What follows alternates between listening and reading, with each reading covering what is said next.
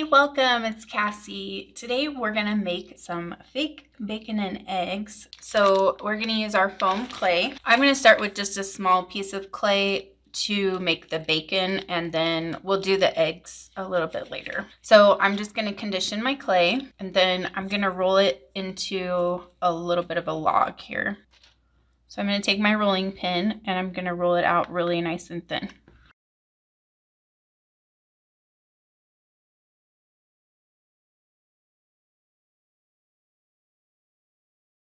So now I'm gonna take my clay blade and I just want to kind of cut just different shapes. You could actually leave it just like this if it looks not too uniform. I'm just going to cut out a little bit here just to kind of give it a little different shape.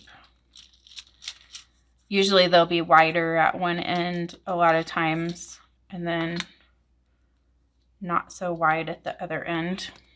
Then I'm just pressing that so that it's not that really sharp edge there. And if you want, you can like make one end kind of more pointy. You can make it a little more square just by using your finger and kind of pressing things how you want it. Okay, so now I'm going to add some texture to this with a toothbrush. So I'm just going to press my toothbrush in,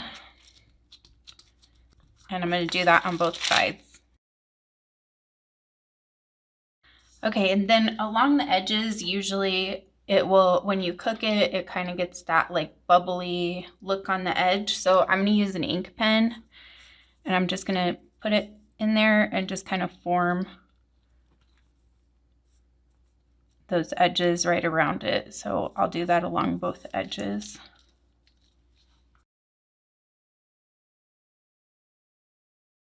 So now if you want to, you can let this dry. It'll make it easier to, when you're painting, to not flatten out those little bubbles that you just made. I'm going to paint mine while it's wet, and it's perfectly fine to do that, but it's easier if you let it dry. So I'm going to mix up two colors right now that I'm going to start with. We're going to use a lot of colors for this, and I normally speed up when I am painting something because it's just boring and you don't need to see me do all of it, but I'll probably show more of what I'm doing because this takes a lot of shading and a lot of colors. So I want you to be able to see how to do all of it. So I'm going to mix Harvest Orange and a drop of brown melted chocolate, a drop of red. This is Anita's True Red. Apple Barrel has ones that would work too. Any red basically will work.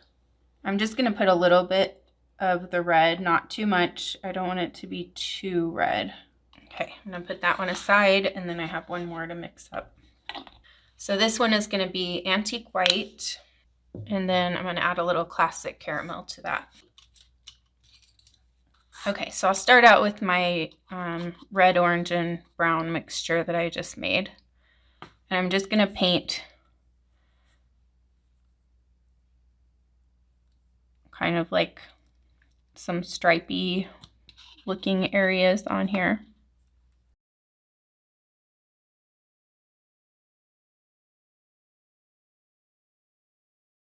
Now I'm going to take the Antique White and Classic Caramel mixture, and I'm going to go over the areas that are still white.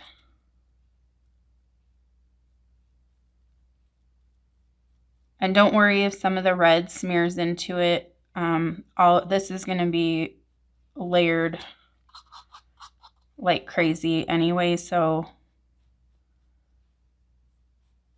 it just kind of helps shade everything together. So don't worry about that.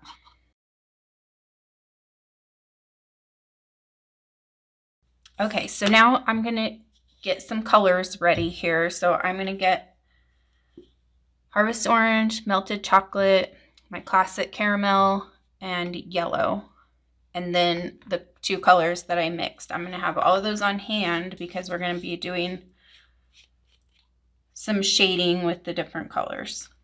Now, the way I'm making this, my bacon's going to look like crispy bacon. If you want to do it looking more raw, you're going to have to change up the colors. And so I'm going to start out by using some melted chocolate, and I'm going to get a lot of it off of my brush so I can just kind of like lightly brush it. I'm going to go along the edge here. And then I'm going to go lightly over the other red part. Now, as I'm shading, I'm going to use the same brush the whole way through. So I won't be cleaning my brush in between or anything like that. I'm just going to wipe out the excess and then I'll switch to a new color. So I'm going to go over this with some Harvest Orange now. The same way.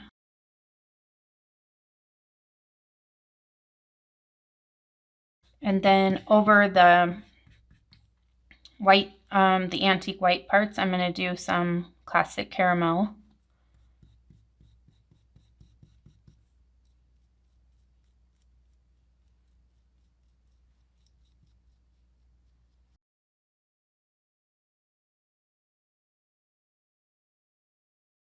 And now I'm going to go over the whole thing with some yellow.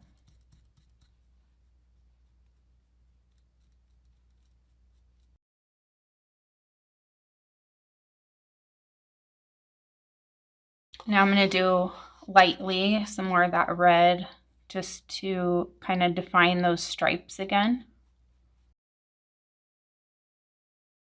And then I'll go back to my melted chocolate and go over with that again.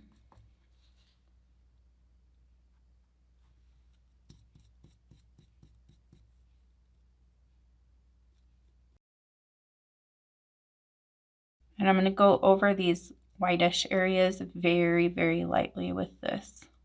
Very lightly. The key is to just keep going until you get it looking how you want. I don't think you can really do it wrong as long as you put the colors on lightly and just keep layering until you have the look you want. So I think that's looking pretty good. I'm going to go ahead and leave it just like that. So let that dry. Now, a couple of things. If bacon has grease sitting on it, it looks shiny. So you could either coat it with some gloss Mod Podge. You could leave it how it is. You can coat it with some matte Mod Podge, depending what you want it to look like. So I'm going to go ahead and coat mine with gloss Mod Podge. And then I'm going to put that aside to dry. It's going to, I'll have to do the other side as well, but I need to let all of this dry and then I can flip it over and do the same thing to the other side. Now we're going to do the eggs, and you're not going to believe how easy these eggs are to make. So I'm going to grab some more foam clay and just condition your clay. And then we're going to add some yellow to this. So you don't want to add a ton because we want these to look like scrambled eggs. So we want it to be that light yellow color. So just mix that in really well.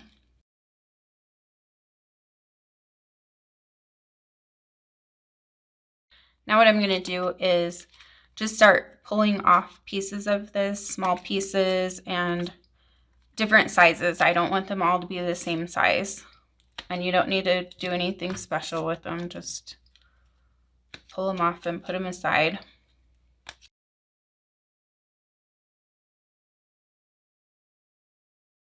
Okay, so now I'm going to take my toothbrush and I'm just going to add some texture to these.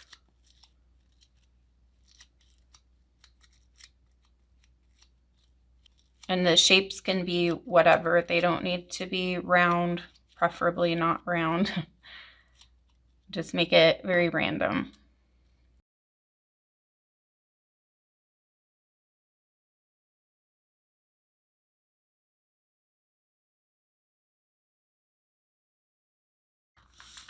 Okay, so now what we're going to do is just start putting this together. So I'm going to start with one of my bigger pieces And I'm just gonna kind of start building my scrambled egg stack here.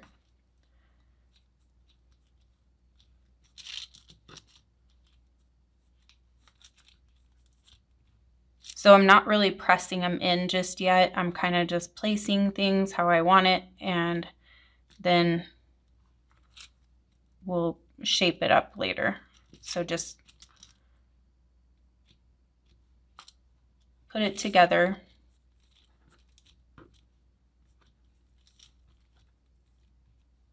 I think I have a lot of eggs here.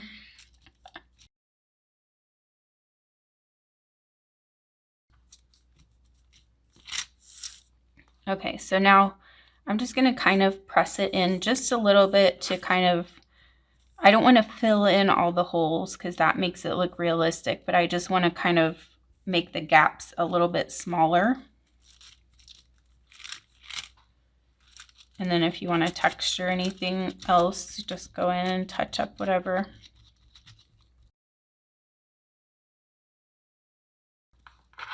Okay, so now eggs usually have a little bit of a glossiness to them. So I'm going to use my gloss Mod Podge and I'm just going to put a coat of that on. I'm doing it kind of lightly. I don't want this to be like super duper glossy, you know, just to have that kind of egg finish to it. So you don't need to go too heavy on the Mod Podge.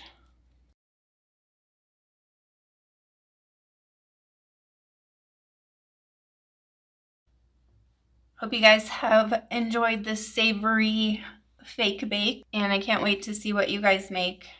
Thank you so much for watching. Have an awesome day, and I'll see you next time.